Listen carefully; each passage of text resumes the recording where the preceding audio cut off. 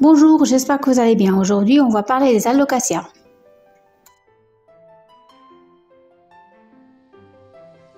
Il existe plusieurs espèces de l'alocasia aussi belles les unes que les autres.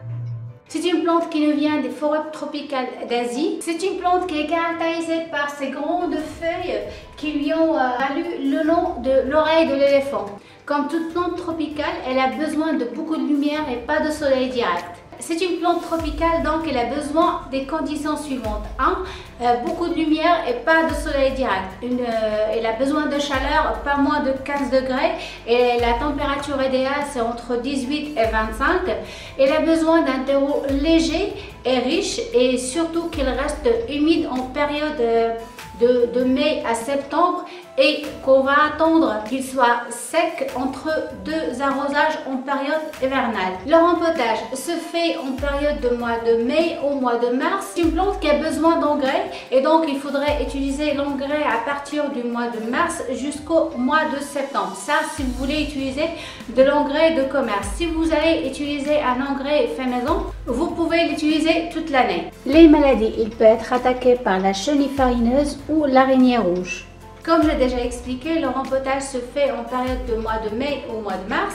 Mais comme c'est une plante que j'ai achetée il y a 3-4 mois et je vois qu'elle est un peu serrée dans son pot et d'autant plus que je n'aime pas les pots en plastique. Donc je vais la rempoter bien qu'on est au mois de décembre. Pour le rempotage, nous allons avoir besoin d'un pot en terre cuite. On va mettre un tesson au fond du pot pour ne pas boucher le trou et assurer un bon drainage. On va rajouter une bille d'argile et couvrir avec un géotextile pour que les fines particules des terreaux ne se mélangent pas avec les billes d'argile et bloquent la circulation de l'eau. J'ai choisi un terreau universel et j'ai rajouté du sable. J'ai bien arrosé ma plante avant de la dépoter pour ne pas agresser les racines. J'ai mis du terreau au fond du pot, j'ai placé ma plante bien au milieu et j'ai rempli les côtés. Je termine avec un bon arrosage. Astuce, pour assurer une bonne hygrométrie à ma plante, je place des billes d'argile dans le sous-pot et j'imbibe avec de l'eau.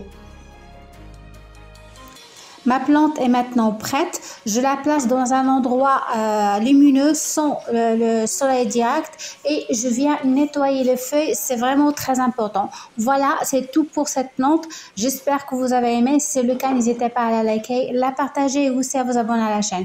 Merci et à très bientôt, au revoir.